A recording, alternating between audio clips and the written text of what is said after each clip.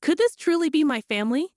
That lingering question plagued my thoughts as I watched them put on their facade, smiles masking their true intentions. It didn't take long for me to harbor resentment toward this semblance of kinship. My name is Samantha, a 28-year-old homemaker. A year ago, I exchanged vows and moved back into my childhood home with my new family. Our circumstances unraveled due to three undeniable reasons. Firstly, my father's company succumbed to bankruptcy, leaving him adrift in a sea of unemployment. Secondly, my elder brother Ryan remains jobless, a fact deemed intolerable in the eyes of our family patriarch. Despite his claims of being a YouTuber, our parents failed to perceive his endeavor as legitimate employment. Thirdly, the looming presence of my mother's terminal illness hangs over us like a dark cloud. Diagnosed shortly before my marriage, she was given a mere 2 years to live. The convergence of these events unfolded in rapid succession, altering the fabric of our lives irreversibly. My father proposed that my husband, Alex, move in with us. Given their close bond and frequent shared moments over drinks, Alex readily agreed. Considering my mother's condition, I too consented to the arrangement, feeling grateful for Alex's support. I was determined to care for my parents to the best of my ability.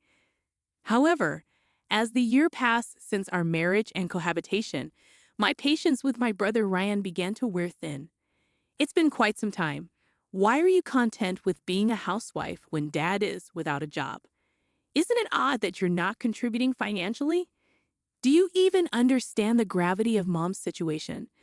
What would happen if I didn't handle the household chores, laundry, and meals, Ryan? It's me who's taking care of it all. Your tone drips with sarcasm, yet you have the audacity to speak to me in such a manner. And what about your so-called work from home? Oh, you mean those meager earnings from your side hustle? That hardly qualifies as real work. I don't need to hear this from you, Ryan. Find a real job. Clear? Those words sliced through me like a knife, igniting a firestorm of indignation within. His unfounded accusations left me feeling unjustly attacked, as if I were being painted as the villain in a story I had no part in. When I sought solace in Alex's counsel, his dismissive response of "he's probably just stressed, don't pay him any mind," offered little comfort, failing to grasp the gravity of my predicament. With my mother's illness weighing heavily on my mind, my brother's callous behavior only added fuel to the fire of my frustration. I couldn't shake the nagging question of whether he even cared about our mother's well-being. His indifference seemed glaringly obvious, leaving me to grapple with mounting stress and anxiety. Hey, looks like my workload might be ramping up. If it does, I might have to skip our usual spa trips for a while. I'm fine with that, but as long as you can handle things at home, we still got to take care of my mom. Don't worry, I won't slack off on my duties. Need some extra cash or anything? No, not really. But could you come grocery shopping with me this weekend? If I buy everything for the week in one go, it'll free up some time for work. If you're serious about this, sure, we'll make a trip out of it. Keen to save time, I opted for a weekend grocery run, planning to stock up for the entire week in one shot to minimize future trips. Then, an unexpected incident unfolded. So, Mad Dog, you've swiped my cash.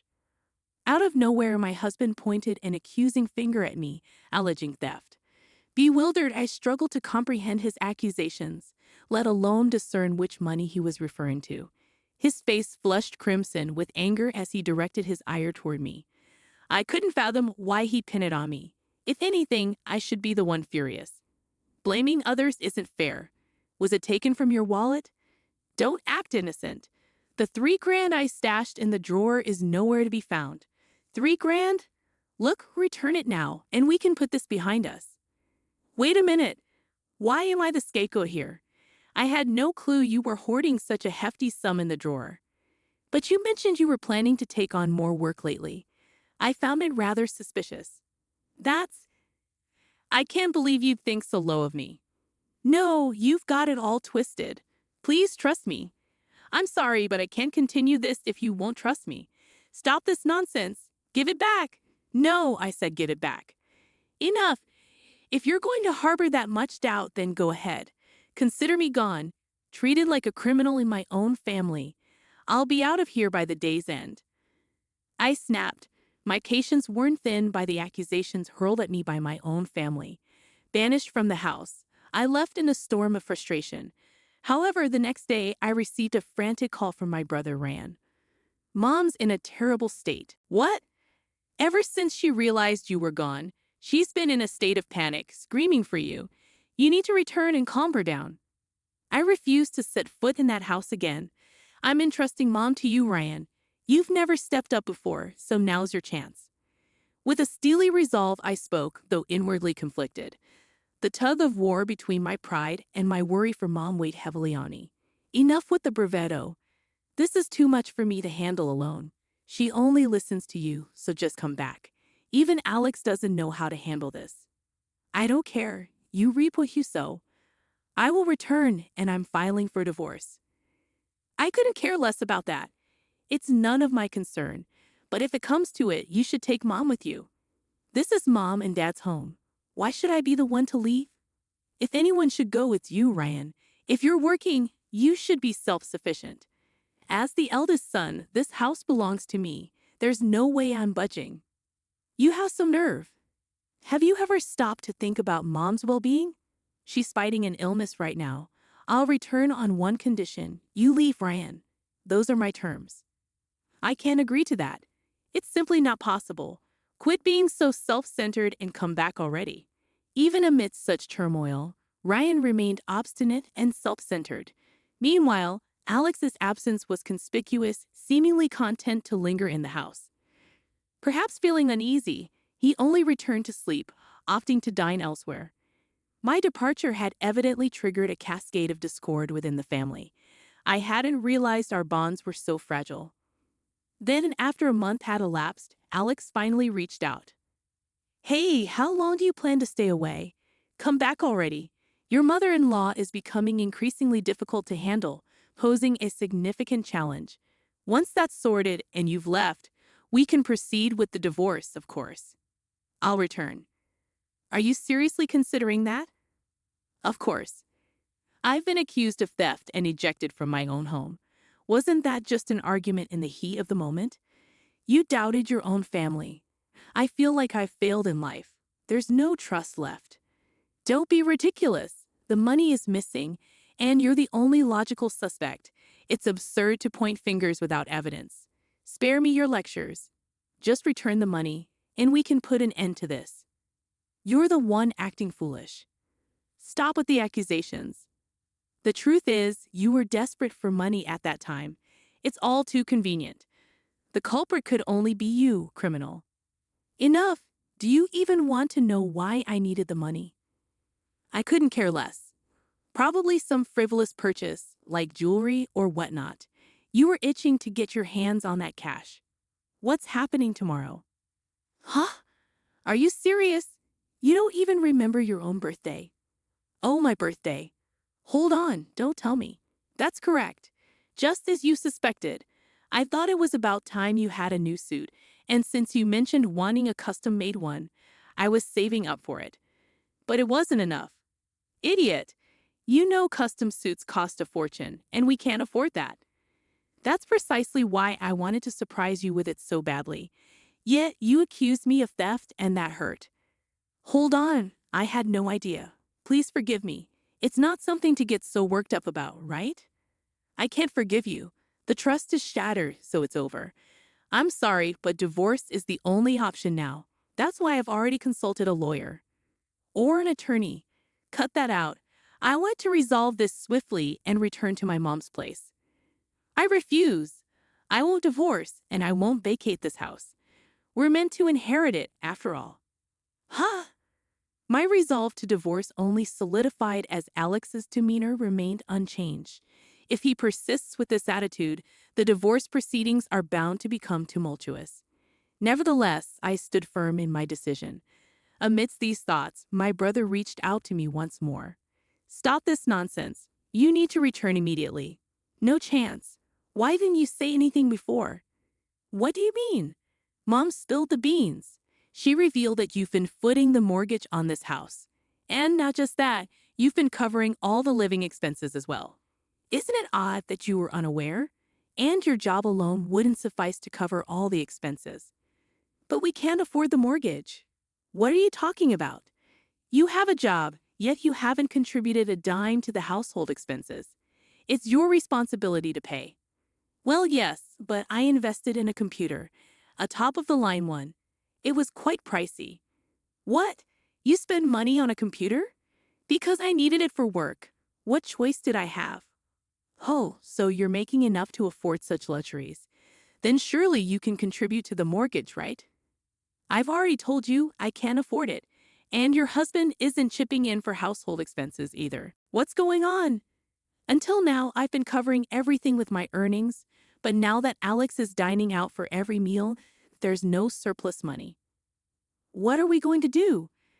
We need to come up with a solution fast. If we don't pay the mortgage, we'll end up homeless. And what about mom and dad? I had reached my limit with my brother's self-centered mindset. Enough already. Who cares about your video game streaming? You barely have 100 subscribers, and your views are in single digits. You won't make any money like that. Nobody watches because it's not interesting. How would you know? I just searched for video game streaming, and it popped up. Wearing a mask and sunglasses doesn't make you unrecognizable. How did you afford a computer with that? Don't tell me you. I didn't take any money from your husband. How would you know about that? Something doesn't add up. Well, actually, I overheard your conversation. What?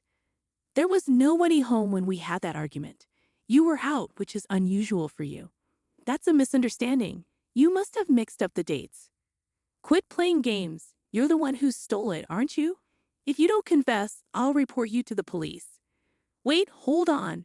Report me to the police. Please, no, don't do that. I just found some money and I borrowed it. I promise I'll pay it back. Stop with the excuses. I'll never forgive you. Get out of my house now. I'll be back tomorrow, and if you're still here, I'm calling the cops. Don't talk to me like that. We're siblings. We're family. Can't things just stay the same? Don't try to sweet-talk your way out of this. I'll never forgive you. Remember that. Leave before I return tomorrow. Consider yourself warned. Without another word, I ended the call with my brother and switched off my phone.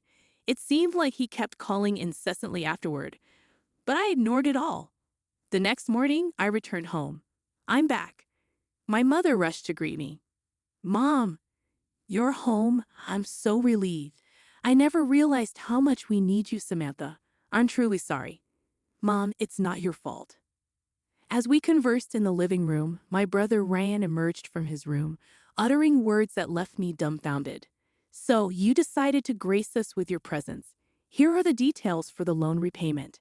Make sure it's transferred today. Also, I've got a tab open at the delivery place, so you can handle that too. It's your fault for disappearing like this. Take some time to reflect on your actions. What on earth are you saying? Stop this nonsense. I told you to leave. I will call the police. You're risking everything over just $3,000. What $3,000? Don't pretend you don't. Whine all you want. But borrowing a little isn't that big of a deal. You're making a fuss over nothing. Big deal? You take my money, then brush it off like it's nothing. That's not fair, is it? Can I have it back? I don't recall lending it to you. Living under my roof doesn't give you the right to be so entitled. We're family. Can't you just let it slide? No, I can't just let it slide. Give it back. Are you sure you want to continue like this? You might not have a place to stay much longer. Witnessing Alex and my brother's argument, my father intervened. This is unlike you, Dad. Enough. Both of you, leave this house. It's my house, and currently, Samantha is the one paying the mortgage. I won't hand it over to anyone. I may be the eldest son, but why is my sister taking charge? You're just the eldest son in name. What have you accomplished? You've been holed up, gaming all day. No job, just coasting on the money I've earned, right? You're over 40. Act your age. Leave. That's too harsh. Isn't it heartless to kick out a man with no means? I've been saying this for ages. This isn't a sudden problem. You could sell that computer of yours. You're not even working. Wait a minute. When I say leave, you leave. And that includes you. What? But I haven't done anything. Haven't done anything? Who drove Samantha away, treating her like a criminal? Marriage is built on trust. Once that's broken, family falls apart. I apologize. I'm sorry. But it was your son, Ryan, who stole, wasn't it? Don't pin it all on me. You befriended me just to worm your way into inheriting my assets, didn't you? The moment I lost my job and the company's collapse, you treated me like dirt because I'm a broke father, right? How despicable. What a vile person you are. I don't want to lay eyes on you. Get out. Don't you dare mess with me. My father's words left me stunned. Perhaps his sudden outburst was the culmination of his frustration reaching its peak. The divorce with Alex was finalized swiftly, ending abruptly. It felt surprisingly relieving, considering I anticipated it to be more complicated. However, after that, Alex reached out to me numerous times. It seems the reason for our divorce became gossip at his workplace, and he couldn't handle it, so he quit. He needs to realize that relying on others' money won't lead him anywhere. And my brother appears to be struggling, taking up a cleaning job at the station. A late start indeed. As for me, I have no choice but to give it my all, praying for my mother's prolonged life. Our family is starting anew with just the three of us, and the brightness has returned to our home life.